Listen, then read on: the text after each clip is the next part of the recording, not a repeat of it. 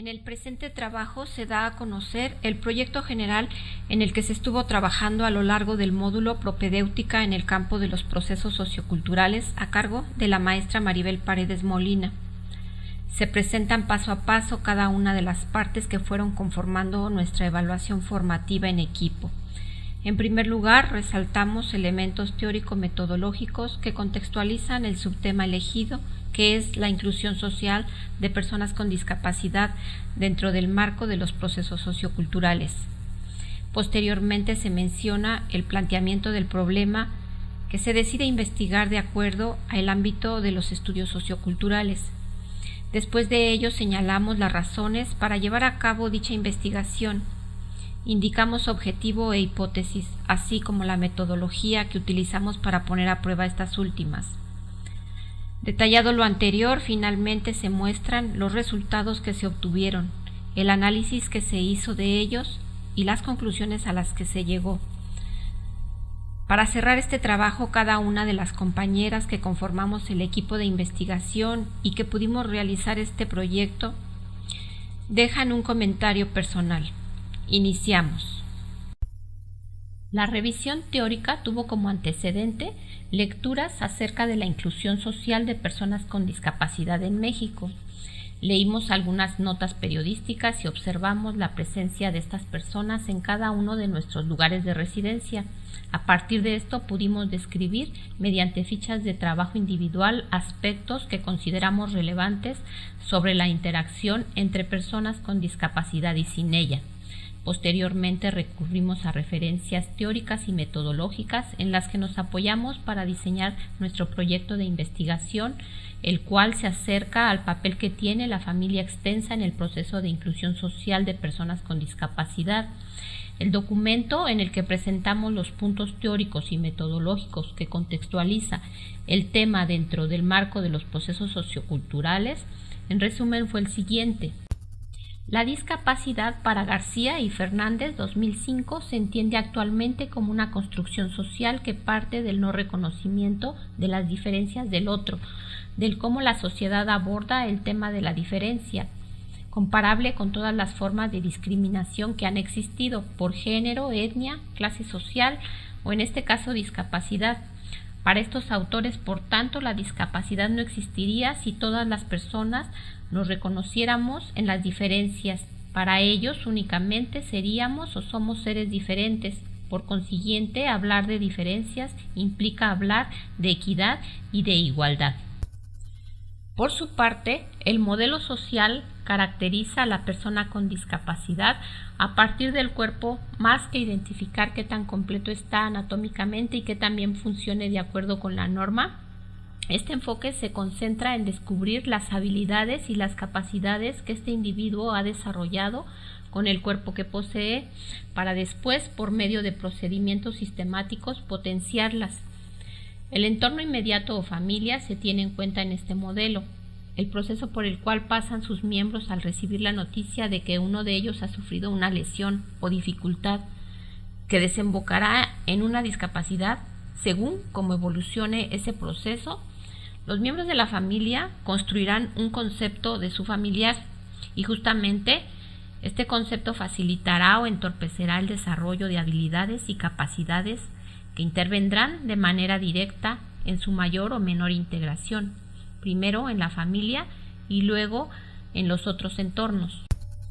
De esta manera cobra importancia el proceso socializador, pues se parte del supuesto de que este es el que puede facilitar o entorpecer la integración de las personas con discapacidad, dependiendo de las ideas, sentimientos e imágenes que cada miembro de la familia tenga sobre la discapacidad y las prácticas sociales que desarrollan para lograr el equilibrio. Igualmente tiene relevancia el medio como portador de oportunidades en términos de la equidad y de la eliminación de barreras o como portador de riesgos en este sentido.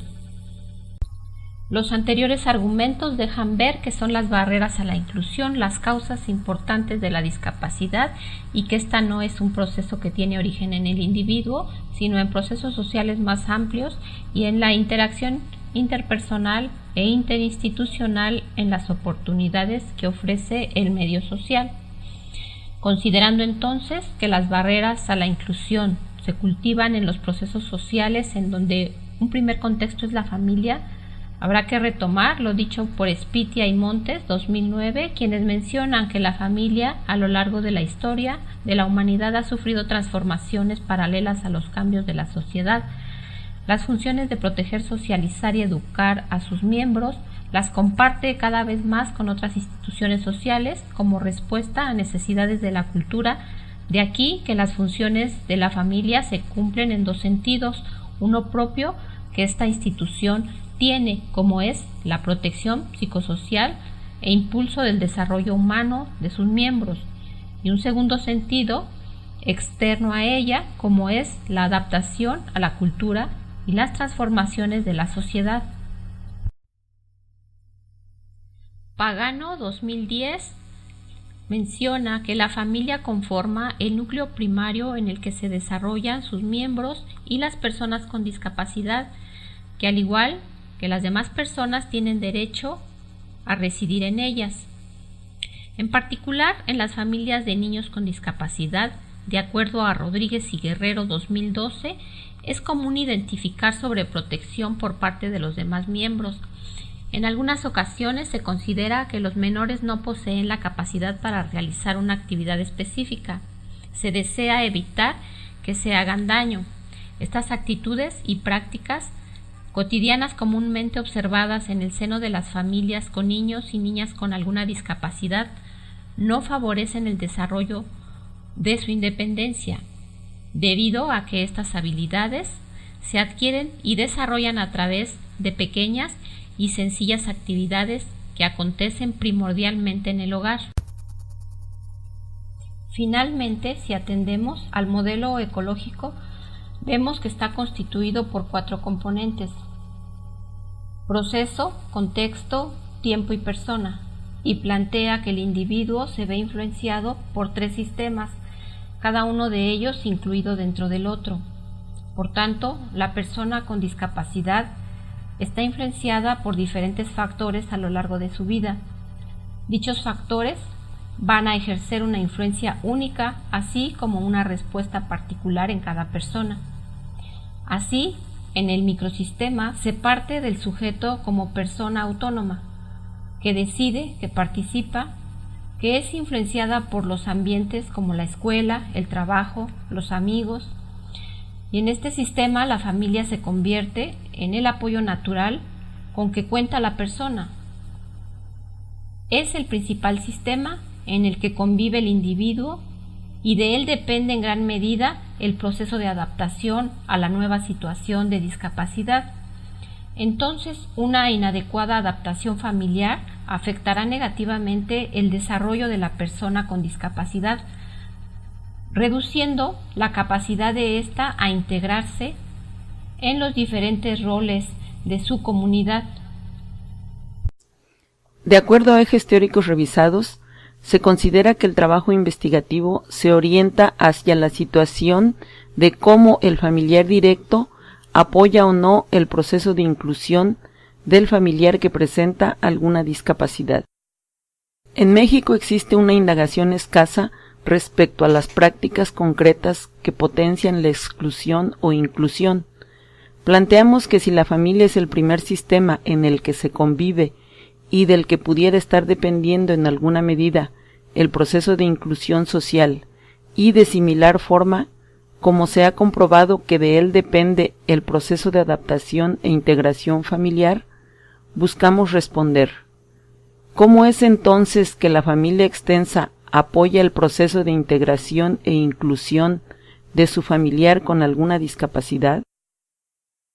Consideramos este planteamiento ya que si la capacidad de integración de la persona con discapacidad se ve reducida y con afectación directa o no en su desarrollo debido al ambiente de un microsistema, sería necesario indagar, por tanto, en la extensión de este primer sistema social, conformado por la familia nuclear, ya sea integrando a familiares indirectos en el mismo concepto de familia o considerándolo como un segundo entorno, en donde cualquiera de ambas formas estarían dándonos respuesta como conexión clave entre discapacidad e inclusión social, aspecto de gran interés para nuestra investigación.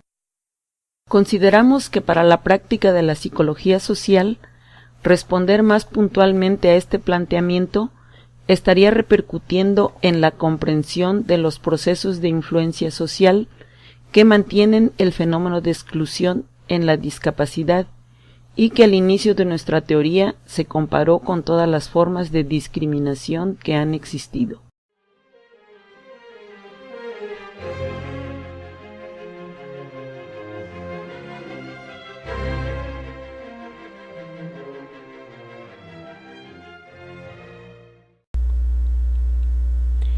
El subtema elegido en las últimas décadas ha cobrado gran importancia. Las conceptualizaciones de discapacidad han ido cambiando. Se intenta promover una cultura de inclusión de las personas con discapacidad. Sin embargo, siguen existiendo prácticas de exclusión. Detenerse en el primer contexto social del desarrollo del individuo es crucial para cualquier proceso sociocultural. Es por eso que apuntamos a un análisis más allá del papel de la familia nuclear y observar cómo la parentela extensa participa o no en la inclusión de su familiar con alguna discapacidad. Pretendimos encontrar elementos desde la observación directa, tales como índices de exclusión o inclusión en las dinámicas familiares de la muestra. Se esperó además rescatar aspectos que confirmaran o descartaran formas de exclusión en las dinámicas analizadas, esto para abarcar aspectos cualitativos y características hasta lo razonable definitorias de un fenómeno que rebasa diferentes ámbitos de la vida social y por tanto recíproca. Creemos que el objeto de estudio puede ser clave para comprender aún más el proceso de inclusión de estas personas, contribuyendo a la necesaria y constante búsqueda dentro de los estudios socioculturales, promoviendo los procesos participativos, en este caso del grupo estudiado. Así, con este estudio se estaría sembrando en la creación cultural.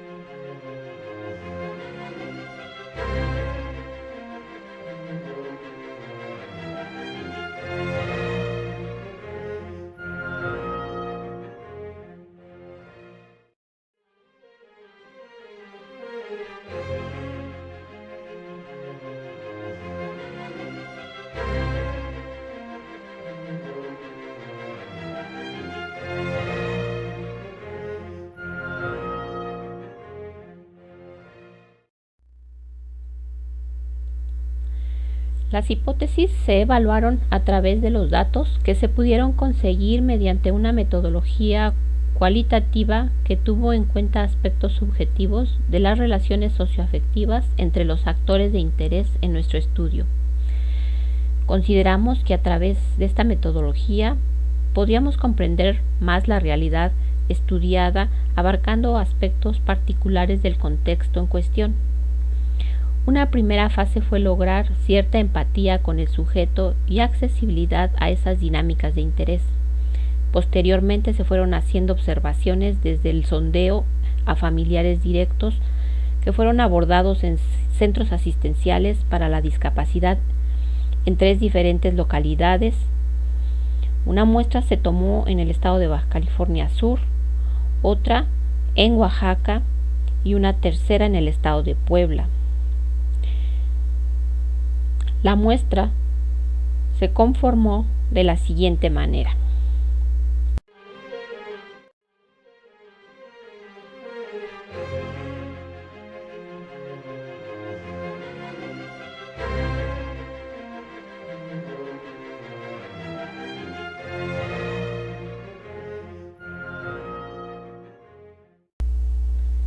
Las categorías que se analizaron tienen que ver, una, con las relaciones socioafectivas con la familia extensa, otra, la inclusión en la sociedad, La primera, relaciones socioafectivas, tiene que ver con la participación y con el reconocimiento o sensibilidad.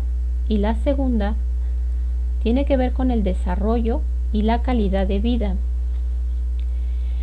Para la primera categoría se hicieron cuestionamientos relacionados a la participación, como por ejemplo, ¿qué oportunidades le brinda a su familiar para que se involucre en actividades con otros miembros de su familia? Un ejemplo para el reconocimiento de sensibilidad fue preguntar qué oportunidades le brinda a su familiar para que exprese sus sentimientos con usted u otro miembro de la familia. En cuanto al desarrollo de habilidades, se hicieron preguntas del estilo: ¿cómo fomenta usted ese talento? ¿Le compra materiales, etcétera? En cuanto a la calidad de vida, se hicieron cuestionamientos como: ¿el espacio de su casa permite que su familia con discapacidad pueda moverse de manera autónoma?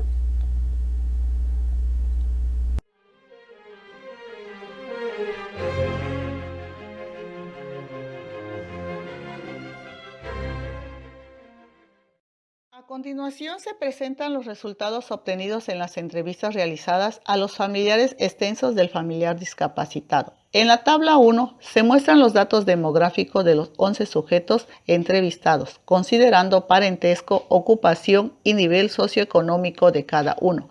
En la tabla 2 se concentraron las respuestas dadas a las preguntas del indicador participación. Estas respuestas fueron reagrupadas en 3 ítems, registrando los resultados en la tabla 3. En la gráfica 1 se puede observar el porcentaje del nivel de participación. Las respuestas del rubro de reconocimiento de sensibilidad se concentraron en la tabla 4. Estos resultados se graficaron de acuerdo a las respuestas obtenidas a cada pregunta. Las respuestas del indicador desarrollo de habilidades se registraron en la tabla 5, reagrupadas en 4 ítems que permitieron observar cómo el familiar extenso fomenta el desarrollo de habilidades de su familiar discapacitado, registrándolo en la tabla 6. Estos resultados se graficaron mostrando el porcentaje de cada uno de los ítems. Y las respuestas a las preguntas del rubro calidad de vida se concentró en la tabla 7. Estas respuestas fueron reagrupadas en 4 ítems que permitieron observar cómo actúa el familiar extenso en mejorar la calidad de vida de su familiar con discapacidad.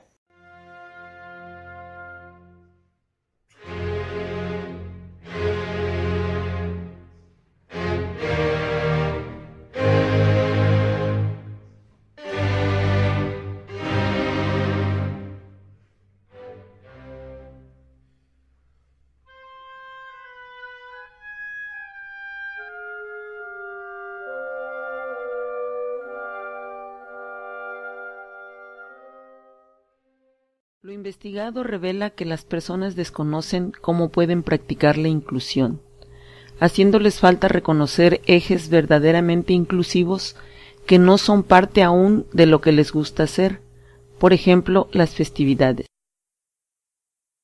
En este sentido, se abre una línea para investigar en el futuro acerca de cuáles son las formas de inclusión idealmente correctas, que vayan dejando atrás las tradicionales creencias de inclusión que se tienen desde la familia, en donde algunas de ellas pudieran ser tan solo demostrar afecto físico o realizar acciones donde se favorece el actor incluyente.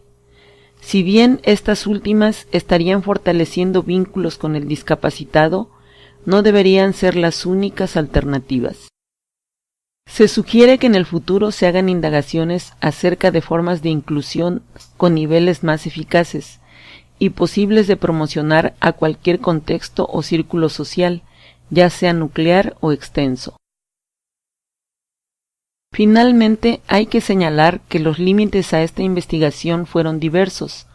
Sin embargo, es necesario mencionar como relevante que el factor tiempo es algo que debe tenerse en cuenta, aún en microinvestigaciones cualitativas, ya que ello afecta de manera directa todo el proceso, y la presión que genera debe controlarse hasta donde sea posible. Esperamos que los resultados a los que hemos llegado proporcionen una idea, quizá nada novedosa, de cómo en cada uno de los círculos sociales en los que la discapacidad debiera ser reconocida y tratada con equidad, se encuentran redes que atrapan y mantienen las barreras de inclusión, haciéndose cada vez más densas conforme se amplían los contextos.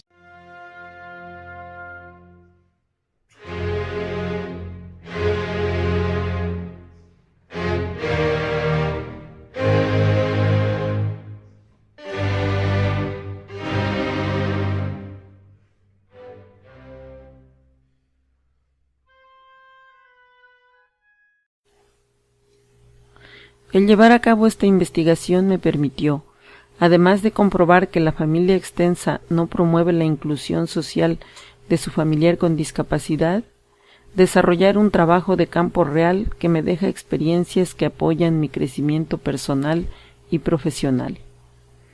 Esto no solo se refiere al resultado de las entrevistas, ya que desde el momento en que se proporcionó el tema, empecé a prestar atención a lo que sucede en la calle, a identificar a personas con discapacidad, a ver cómo son tratadas por el resto de la comunidad, a recapacitar si los accesos en general están diseñados para facilitarles la movilidad, a investigar acerca de las escuelas que existen en la comunidad para su atención y capacitación, etc. Y la conclusión personal es que si no hubiera sido por el trabajo encomendado para realizar la investigación, no habría reparado de forma concreta en la exclusión que la generalidad de la sociedad hace a este tipo de personas. Considero que ese es el objetivo general de la actividad, el tomar conciencia de ciertos aspectos en los que estoy inmersa por el simple hecho de ser parte de la sociedad, pero que, al igual que los familiares extensos, creo que no me incumben o que son problema de otros. Concluyo que los integrantes de la familia de la persona con discapacidad requieren también de un tratamiento o apoyo especial, ya que para lograr una mejor calidad de vida para su familiar, es necesario que estén en posibilidad de llevar a cabo acciones que les ayuden a alcanzar al máximo sus potencialidades, lo que les permitirá llevar una vida social hasta cierto punto normal. Durante el desarrollo de la investigación surgieron problemas que no estaban previstos. En la fase de muestreo de la metodología se había planteado entrevistar 4 familias extensas en el estado de Oaxaca a través del propio discapacitado o del familiar directo que los llevaba al CAN número 17. Por falta de tiempo de asistir a la visita de la 4ª familia, me vi en la necesidad de buscar otra familia que su familiar discapacitado no asistía al CAN. También las entrevistas se realizaron en una sola visita, la primera y la segunda parte, aunque estaban programadas para 2 visitas. La parte práctica de la investigación, a pesar de las dificultades de contactar al familiar extenso, fue muy fructífera. Me permitió ver de cerca la realidad de las personas que tienen alguna discapacidad y de la poca importancia que le dan las familias extensas al familiar discapacitado. Mi comentario parte de las conclusiones a las que se llegó en relación a la tendencia marcada de las familias a fomentar la afectividad física. Considero que esta práctica es el inicio de la inclusión. Sin embargo, el hecho de que en su mayoría desconozcan la naturaleza de la discapacidad de su familiar marca la necesidad urgente de apoyo informativo como una segunda fase, por así decirlo, de la inclusión. Por otro lado, en cada una de las partes que fueron conformando nuestra evaluación formativa, he podido rescatar aprendizajes en relación a todos estos elementos teóricos, metodológicos y prácticos útiles a cualquier campo de profundización. En general, la experiencia fue enriquecedora. Fue grato compartir con mis compañeras de equipo esta parte de nuestro proceso formativo. Gracias.